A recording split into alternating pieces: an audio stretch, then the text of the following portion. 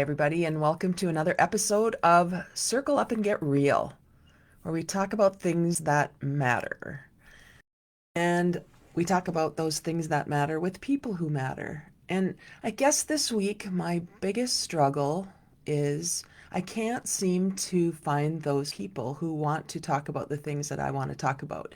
Because I know talk is cheap, and I know if we just talk things, we can talk them to death. Yet, I don't know what else to do with some of the thoughts that I keep having. I had coffee this week with a friend of mine, and I was kind of talking it through with him, and he said, maybe you just need to stop watching the news.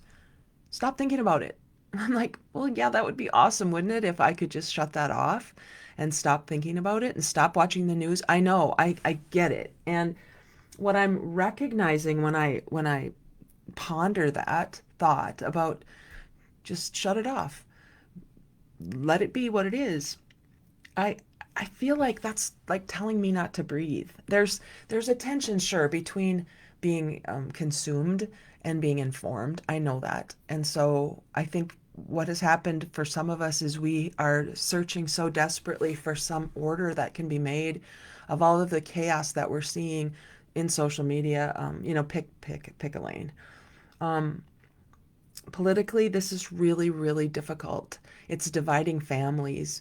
There is such an either or way of looking at things. And when we get into that space of it's all this way, as soon as you say something that doesn't fit that narrative of the all in, let's just talk politically for a second. All left or all right. Let's just to make it easy. If you say something that has a little bit of nuance to it or has some sort of questioning in it, then you're automatically categorized by the people who are so entrenched in their way of seeing the world that it doesn't feel safe. And so it's really difficult to work through things, to grow, to understand, to expand any point of view when the gotcha bombs are just there ready to be thrown. And I think that's what happens when curiosity gets punished. And I've said before here that certainty tends to kill curiosity. Certainty kills curiosity. What's the point of curiosity if we have certainty? And so, where's the space for curiosity? Where's the space for imagination? Where's the space to have a dialogue where we suspend previous assumptions in order to learn from and with each other? If there is no space for that, then I understand. Shut off the news, go do your thing and stay in your lane. Yet I don't know how to do that. I don't know that that's what my soul is calling me to do. So I, I I can't really understand how curiosity is not invited into conversation.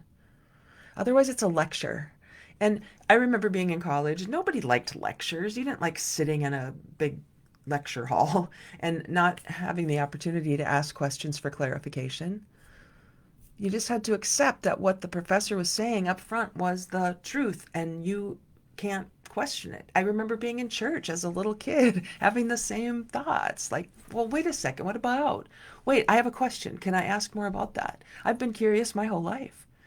And if curiosity is what is being put away right now, because if there's not a this or that, there's no space for yes and. I love yes and. Yes and is what we use when I've not done this, but I understand that improvisational theater uses yes and all the time. I find it very helpful when I'm looking for connection. What I really truly desire deep down is connection. And yes and is my go-to. Yes, I hear you. Oh, yes, that makes sense to me. And what about this? Yes, good point. And could we add this? But what happens, I just said but, and what happens is people use the but. Yeah, but. And that shuts down any opportunity for curiosity. Oh, but you're one of those happens when there's a question. Could it be this? Could this be possible too? Could it be a yes and? I wrote something, I don't remember exactly what it was. I should look here. I'll look while I'm talking on my Facebook page this week. And it was a quote. By the way, I've been sharing lots of quotes. Um, The quote was, "The test of a first-rate intelligence is the ability to hold two opposed ideas in the mind at the same time and still retain the ability to function." F. Scott Fitzgerald. And what I'm kind of struggling with right now is the capacity that humans have or don't have to do that. We don't have the capacity because we're in such fight or flight when we are worried about saying something that somebody's going to overhear and judge us for. And we're in this fight, flight, freeze, fawn space all the time. We're on edge. We have no ability to be curious. We have no spaces in which to have true dialogue right now because we're so worried about what somebody's going to say. I get it. I mean, opinions are the cheapest commodity on earth, and people are ready to share theirs at the drop of a hat. But opinions are not facts. And what I'm understanding as I look deeper is I used to say we've become lazy in our thinking, but I don't know if we've become lazy in our thinking so much as we don't have a place to have nuance. There's no place for nuance because we're so worried about our physical, psychological, emotional, financial safety. We don't feel safe. And so, how can we possibly build any kind of thinking skills, critical thinking skills, when we don't know who we can trust? We don't know when we're going to be thrown under some sort of proverbial bus. And so, I get the high emotion that we're all in. We look for certainty. We want certainty. I don't want to have to think. I want somebody to tell me what to do. And we tell ourselves all the time we don't want to be told what to do, and yet that's what we're searching for. Because as soon as somebody gives us an idea that doesn't fit into a box, we're like, oh my gosh, what do I do with this? What do I do with this now? This doesn't fit the narrative that my side of the aisle has told us we are to believe. I get why we're here. I really do. Certainty feels like relief. It's like, oh my gosh, thank you. I don't want to have to think about this. I don't want to have to think for myself, yet I don't want somebody else telling me what to do. It's this weird dichotomy that I know we're feeling. Curiosity feels like work. Oh my gosh, I don't want to think about that. Don't make me think about that.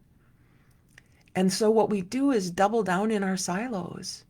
And if you're not that, you're the other. We other each other. Brene Brown has done such great work in this space. And I have studied her work because I'm very curious. And when you find somebody who speaks something that you have ears to hear, it's like a relief. At least it is for me. And I think what's happening is we've closed our ears and eyes to things that don't already confirm what we already believe. We call it comfort. We get into our comfort zones of certainty, and it just feels like a relief, right? I know, I get it. Going all in can erase nuance, which makes it easier, at least for a while. Reaction is what happens when we are in our emotions only. We react from emotions. And what we do when we're on edge and when we're in that space of fight, flight, freeze, fawn, we react because immediately we have that first thought that we react to. We all have that. That's from that space of not thinking. It's from that space of physical, emotional survival. I get it. And I learned many years ago we are not responsible for that first thought because it's to keep us safe. But we are responsible for every thought that occurs to us after that first one. So in that space of I feel like I need to defend, if you're watching on the video, I'm putting my fists up. I feel like I need to defend because I feel offended against. That is a natural reaction, but it's not a response.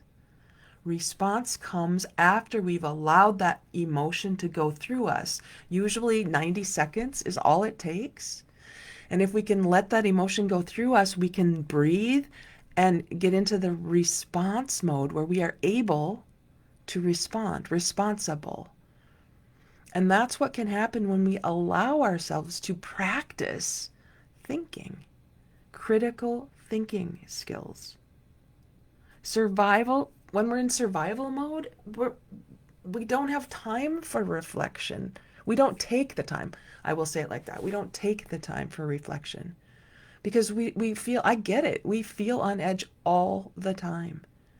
Who do we trust? Who's going to get us? What's going to happen over here? What do I do? Oh my gosh, I can imagine just feeling that way with my shoulders all tense. This explains our behavior. And if we, I think it's Stephen Covey who said we can't talk our way out of situations we've behaved ourselves into. We can't talk our way out of situations we've behaved ourselves into. So talk doesn't work. Talk is just cheap. Talk is just talk, talk, talk, talk, talk. And so what's the answer? What's the possibility? What could we do if we're in that space of survival? Well, first we have to find a place where we can feel safe. Is there a place we can feel safe where our shoulders can come down and we can go, could you help me understand this a little bit better? No, you're stupid. You're dumb. Well, if that's what's going to happen all the time, no wonder. No wonder. I'm watching things happen on social media because it's fascinating to me right now. I have people I know personally, who will post something on their Facebook page as an example. Say, this is what I believe, this is what I think, this is how I'm processing. And somebody else will come in and say, I'm snoozing you. You are wrong. I can't even believe you think that. Because there's no nuance. If it's not all us, then you've got to be a them. And all us is really scary. Like if it's all us and each side has that same perspective, it's all us. And if you're not us, you're them. If you're not for us, you're against us. We are one nation under God, indivisible, with liberty and justice for all. At least that's what I said when I was a little kid in the beginning of all of our classrooms. We put our hands on our hearts and said the Pledge of Allegiance. I wasn't just saying the words. I mean, what are we doing? What are we doing if we're not feeling deeply what's happening here? And again, that kind of goes against what I just said about letting emotions run through us and getting to logic. I think there's both. It's a both and. It's a both and. When we start to see our friends and neighbors and family members as objects that are on a different side, what are we doing? What are we doing? This is not the life I signed up for. At some point, I wanted to connect. I wanted to meet people, get to know people, do networking, build a business, help other people. What are we doing? What are we doing when we are not stopping and recognizing that in some cases we're not safe? 3 hours from where I live, people do not feel safe. And if we are othering those people who don't feel safe, what are we doing? What are we doing? Could it be a yes and? Or is it only an either or? For those of us who believe in yes and, the people who are the either ors are cutting us out of their lives. And how is that helping? How is that helping anything? What I've been trying to do and what I've been kind of conditioned to do is ask more questions. But people don't want to think. Asking questions does not work in this world because we are so stuck in reaction. We don't want to think, it's too hard. And here I am asking more questions. Because what I want is you to engage. My happiness is dependent on what you do. Isn't that interesting? I have to take responsibility for that. If my happiness is dependent on what you do, that has nothing to do with you then, does it? It has everything to do with me. So I need to take a deep breath and know that. I know that. Sometimes I forget. And when I make a mistake or I do something human and somebody's out there ready to catch me at it, that makes me more cautious. And then everybody's walking on eggshells. And none of us are able, really, to bring our best selves to anything. We're not able because we don't feel safe. And in Maslow's hierarchy of needs, psychological safety is at the bottom of the pyramid. We can't get to self actualization if we don't feel safe. So, how are we helping each other feel safe? I love what Minneapolis is doing with their singing circles. They're singing. They're singing. I mean, you can find what you're looking for. You can find what you're looking for. Inside those silos that we've kind of doubled ourselves down into, when we want to be certain about something, we will find what we're looking for. That's our reticular activation system at play.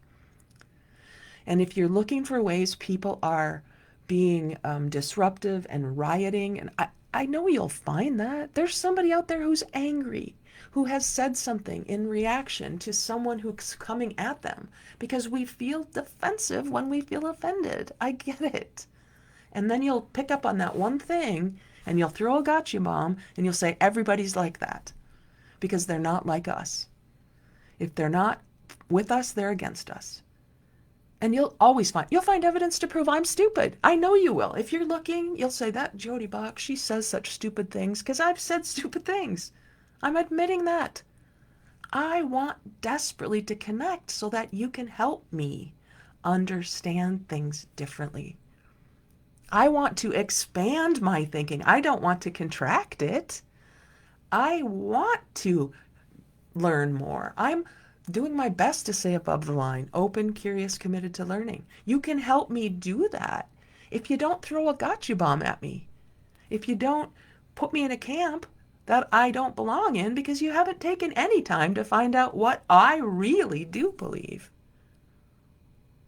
And I get it. I know we're busy and we're taking care of ourselves and we're getting into our own little cocoons. I get it. I understand that. When we're at that space where we don't feel safe, I get how we're doing that. And please know there are those of us out here who do not want to throw anything at you. We want to embrace you. We want to understand you. We want to have you tell us how we're not seeing something, not make an assumption. Oh, you're wearing that color today, so that must mean you're that. How do you know? Have you ever asked? Are you curious? What happened to curiosity? Certainty kills curiosity. Thank you, Melissa, for being here. Melissa says, yep, love this. Yes, same.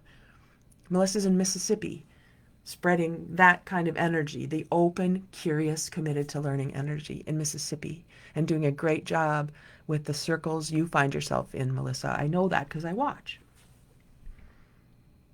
So I've called it lazy thinkers. That's not even fair. I've said we've become lazy in our thinking. I think we've had to. There's been a point in the last while where we've had to, because we have to bunker down. We have to put up our shields because we're getting attacked at every turn. And so it takes everything we have just to exist. I get it. I really do get it. But there are safe people. There are safe opportunities. There are people out there who do want to, like I said earlier, want to help, want to support. I think about this in business. And we could throw leadership in here because I always talk about leadership, not just political leadership, although that's on my mind right now, but human leadership. To me, a leader is someone who's willing to go first toward a destination that may still be a little bit vague, but at least somebody's going first. In business, Jim Collins, in like a classic book from 2000, it's not new anymore, but Good to Great, he talks about the levels of leadership, and he goes through level 5, level 1, 2, 3, 4, 5. And he made a really important distinction when he went between 4 and 5. And he was saying that level 5 leaders are those leaders that have led their organizations to go from good to great. You can read the book for more information. But he talked about one of the differences between level 4 and level 5 leaders is level 4 leaders lead with charisma. People want to follow them because they have a lot of charisma. Insert your definition of charisma here. But they have personality, and people follow them because maybe because they tell them what they want to hear and they don't have to think. I don't know, making that up. But level 5 leaders know when to look out the window. When things are going well, they look out the window. And when things don't go well, they look in the mirror. And I feel like we have a lack of mirrors these days. We have a ton of interest in things. People are interested in having things be different, but they're certainly not committed to that. There doesn't appear to be as much mirror looking, and not in an ego-based way. Ooh, look at me, I look great. Not like that. But to look into your soul and to see what could I be doing? What could I learn? How could I make a difference differently here? Melissa says, this thinking is not easy, especially when culture changes and shifts. And it is so worth it in the long run. Keywords, long run. Yes, Melissa, you've just hit on this being a process. This is generations. By the way, I have not read it yet, but I have the book called The Fourth Turning, and I'm looking on my shelf over there. The Fourth Turning is here, is the one I have. And there's a lot more to say about that. Things go around and come around, and we're at some sort of juncture at this point in world history. And so if we think about something's up, something's happening. I feel it. I'm guessing a lot of you feel it. You mentioned culture, Melissa. Culture is such an interesting concept. I'm writing my next book with Chris Angel about culture. And if you can define culture very simply as what we tolerate, what we reward, and what we repeat. Think about that for a second. Culture is what we tolerate, what we reward, and then what we repeat. It's kind of interesting to see how the culture of our nation feels right now. Culture is not what you say it is. It's how it feels. It's how it is. Culture is not right or wrong, good or bad. It just is. And so when we really get into culture, culture's going to tell us the truth whether we want to hear it or not. And one thing, if we're in our silos, we won't recognize that culture includes silos. Culture itself includes silos. And like it or not, it's not our culture or their culture. It's the whole shebang. That's culture. And you don't have to agree with someone's experience to acknowledge it. And that's such a hard thing to do when you're in a silo, because then you have to admit that somebody might see something other than the way you see it. And then you have to admit that there are other humans involved here. It's not just people that get in your way. It's not just objects you can use to get ahead. That's what happens when we treat people as objects. I think that's where my heart goes the most in this whole situation that we're in right now. It feels like we're not seeing people as humans. Okay, Jake, here we go. Jake and I do not agree on things politically, but I dig Jake. He is a good dude. Jake says it becomes difficult when many times people are more interested in showing their mirror to you instead of reflecting, projecting, instead of curiosity, animosity. Ooh, this is good. I feel it's largely based on me standing on my beliefs, and he has that in quotes, then creating my platform from that, then projecting differences as wrong. And he says, one thing I love about you, Jodee, is your willingness to allow differences. Oh my gosh, Jake. Yes. I mean, come on. This is what makes us great, is our diversity. And I'm going to call it that. And if you hear me saying diversity and you throw me in a not you, Jake, a person, in a DEI camp, and you've decided that DEI is bad 3 letters together, my gosh, then we're not even in a nuanced conversation at all. Why have we gotten here, Jake? Help me.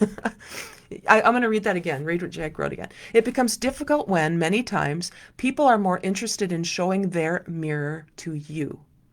Instead of reflecting, they're projecting. Instead of being curious, they're showing you animosity. Jake says, I feel it's largely based on me standing on my beliefs, then creating my platform from that, then projecting differences as what he calls wrong. And it's so true, isn't it? The world and the way I've lived my life, the world, the way I see it, I've done this work to be able to earn my place. Jake says, nope, I threw it at you to figure out. You're so funny, Jake. This is so great. But this is what's so fun about having conversations that matter with people who matter. And by the way, that's everybody. Everybody matters. And there's a segue to Bob Chapman's book that I love, love, love. Everybody Matters is the name of his book. And if we could just find the capacity, which I know is hard to come by right now, but find the capacity to take some precious time to allow our thought process to expand to possibility rather than certainty, just imagine what could happen. Social media is not the way to do this, people. That's just gotcha bombs waiting to be thrown. And that is a really dangerous place to get. I have seen it. I saw it this morning. Friend I've known forever, I'm going to snooze you for 30 days because you've lost your ever-loving mind. I saw it this morning. People who know each other. People I know, both of them. And one person has an idea that's pretty, let's say left leaning, and another person has an idea that's right leaning. But what happens when they get too far from each other? There's nothing to offer in exchange. There's only somebody will start by saying, hey, here's what I think, and the other person will say, nope, you're wrong. Well, let's talk about it. How could I expand my thinking? It doesn't happen. Somebody will be brave and say, I think pink's the best color in the world. And somebody will say, if you think pink's the best color in the world, you're stupid. Instead of saying, tell me about pink. Tell me about why you like pink. We don't do that, especially not online. And I'm finding that I'm trying to do that online, which is really interesting. I've decided to go comment on people's things to say, I wonder. And you know me. If you know me at all, you know I use that language all the time. I wonder about that. I wonder. So what if, Jake, for example, Jake, you tell me this is how, and we've talked about this. We've had these conversations in real life, in person, Jake and I have, about how you got where you are and how your family members got where they are. And how I know there are conflicts that can happen in families when we have very strong opinions about things. But remember, opinions are the cheapest commodity on earth, and anybody is willing to give theirs at a drop of a hat. An opinion is not a fact necessarily. It can. But so Jake says, yes, you're not wrong because we disagree. It's an opportunity to learn about the contrast between their position and mine. Yes. You say, Jake, it's usually not as far as we think it is. I'm going to say, Jake, it's almost never as far as we think it is. And yet, in my experience of wanting to have these kinds of dialogues with people, we can get so far and then one side stops. Oh, you're one of them. Oh, you're that. Oh, there's no reasoning with that, is what I've experienced myself. Because I'm trying my hardest to be in the middle, to be curious, to stay curious. I've been called a fence sitter. I've been told you can't have your head in the sand. You got to pick a side. I've been told all these things by people. And you're not wrong, people. You're not wrong. I'm not saying you're wrong. I'm saying that to me, what is most important, this is Jodee telling you, is connection. To me, what's most important is connection.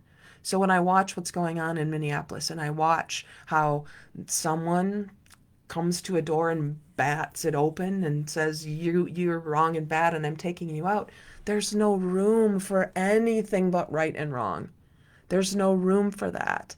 And there's excuses all over the place. Well, that house, somebody used to live at that address who was a meth, blah, blah, blah. And so we had to I get it. We're coming up with excuses for a lot of really bad behavior because we can't talk our way out of situations we've behaved ourselves into.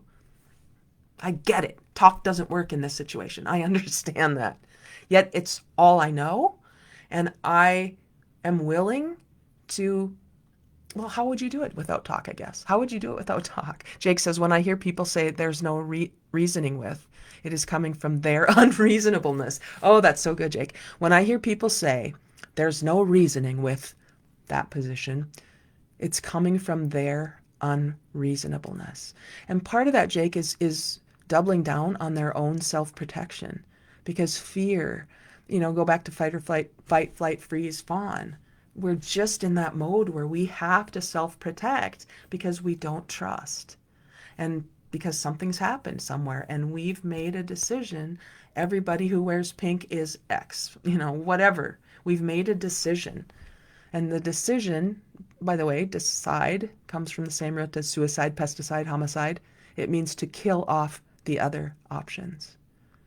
And when we make those kinds of decisions about humans based on, I don't know, based on perspective and perception and things we don't know the truth about, there is no room for nuance. There's no room for any kind of curiosity. I get it. You said, Jake, self-protect versus self-reflect. Yeah, that's what it is. That's what it is. We get in our silos and then we don't really self-reflect because we've got so many people to bounce the same idea off with. And so then we sit in our silo and we go, yeah, you're right. Yeah, you're right. Yeah, you're right. Yeah, you're right. And everybody does that on whatever side or whatever space you've chosen. Why would you change? Why would you need to change? You're right. You are right. That's what happens when we get below the line into unconscious behavior. We're closed, defensive, and committed to being right. And the scary statistic from the book 15 Commitments of Conscious Leadership, in their work, they've seen that what their statistic is 95% of people spend 98% of their time below the line in victim thinking. The world happens to me and I have to defend. Closed, defensive, and committed to being right. Jake says, I got to run. Thank you, Jake. I love you and your perspective as well, and your willingness and ability to stay in the rumble. Thank you for that. I appreciate that so much. Go run. Go run, kids. See ya. So these are just, I don't have definitive answers. I have things that I'm kicking around, and the complexity that is what humanity is about. We're about complexity. We're not about certainty. We're different. We drive different cars. Look, I'm looking out my window. I'm seeing a big Toyota. I'm seeing a Chevy over there. My Honda's right here. I could look out in that parking lot. I can see, oh man, I can see white cars and black cars and a tan car. Well, if we didn't have the need for any kind of diversity, wouldn't we all drive the same color car and the same kind of car? We don't. We have so many opportunities to experience things. And why would we take that away from each other? Why would we judge each other for having a different way of seeing things? It baffles my mind. And that's where, if there were more opportunities to learn from and with each other in what I call the dialogue, oh my gosh, I think we'd all be better for it. But maybe I'm doubling down on my own perspective in that way, and maybe I'm thinking everybody needs to see the world the way I do. I mean, it's complex, you guys. So I'm going to leave you with a quote, a poem, whatever it is, that I was really moved by when I read Everybody Matters by Bob Chapman. And I was so moved by it that I created a painting. I didn't bring it in here, but I'm working on it still. And I'm working on a painting based on this quote. This pin I have on right here that you can see if you're watching on video, I created for this as well. Hey, Andrea, we'll come back to you in a second. So this quote says, walk with the dreamers, the believers, the courageous, the cheerful, the planners, the doers, the successful people with their heads in the clouds and their feet on the ground. Let their spirit ignite a fire within you to leave this world better than when you found it. Wilford Peterson. And this pin I'm wearing is a heart on fire. That's what I wanted it to be. I had it upside down. A heart on fire. So it's my reminder every day when I put this on that I want to share my heart. I want to share what's in my heart, even if I need to get out of my comfort zone. even if I need to um, get braver than sometimes I feel. Courageous, courageous. Did you know that the word courageous comes from coeur, which means heart, French for heart? So when we're courageous, we follow our hearts. We allow our hearts into the conversation instead of only leading with our heads or our guts, head, heart, gut. If we could improve our ability to recognize all three of them, boy, I think we'd have more nuance. We'd invite nuance back in. It wouldn't be either this or that. It could be yes and. It could be yes. I love that you said that. And what do you think about this? Thanks, Andrea. Andrea says you've always been courageous. You know what, Andrea? I haven't always felt courageous. I think at times in my life it's been, I'm curious for sure. And so I will step out of my comfort zone to be curious. But very few times have I ever said, this is right and this is wrong.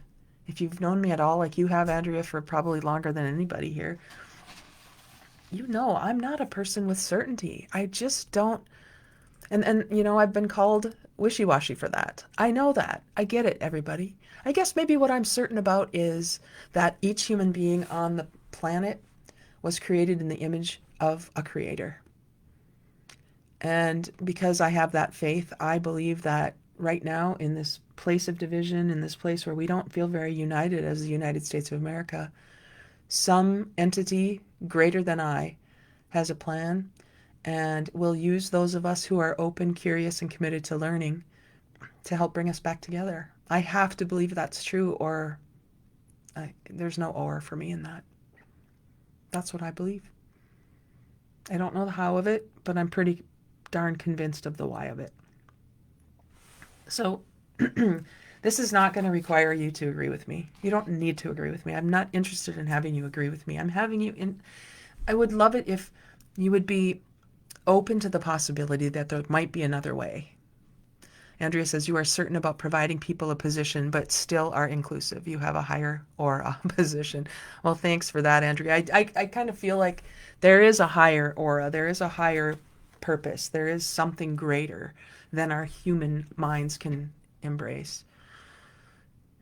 And if we can sit in that uncertainty and sit in that nuance and hold the space open for possibility, I think the best of us then has a place to connect. The best of us, not the worst of us, the best of us. The part that doesn't have an answer necessarily. The part that I call being real. My platform is Get Real. I have to take a drink just a sec. Being real, radical, energized, authentic, and learning focused. You don't have to do all of that this week. Just do something. Do something. Take some action. And remember, radical in that does not mean wild, crazy, out there, what you think you're seeing on TV and social media. That's not what the word radical means. It's been hijacked over the years. If you go back to the number one definition of the word radical, it means to get back to the root. Back to what makes us us. What matters to you, what you stand for, even when nobody's watching. That's your root. That's your radical. Maybe being real this week means staying informed without doom scrolling. Maybe it means asking one question from your heart instead of reacting, and that will take a little bit of effort. Maybe it means deleting the post before you send it. I have done that so much this week. I have written so many things that I've deleted. Maybe it means noticing when certainty feels good, feels comfortable, and choosing curiosity instead. That could be what it means to be real this week. Whatever it is, let that invitation bring you back to yourself, not further away from your humanity. You have that choice. You have that. Please don't let anybody take that choice from you. You can choose to support somebody who has a different point of view than you do. You have that. You have that ability. Don't give that ability up. Keep your own opportunity to choose. We don't change culture by winning arguments. It's not going to happen that way. We change if we if there is any way to change a culture, it's by noticing how we're showing up in conversations, in tension, in moments when it would be easier to just check out. And believe me, I have felt that this week. It would have been much easier to just check out. But if you get real, you'll find that you can get rooted, human, and learn. Learn as you go and adjust. That's the work. That's the work I'm inviting you to do. And it counts. It really does. So thanks for allowing me the space. Thanks to those of you who stopped in, Melissa, Jake, Andrea. We're doing good work, you guys, when we hold that space open. Take a deep breath. Allow your humanity to shine through this week. And thank you. Talk to you again.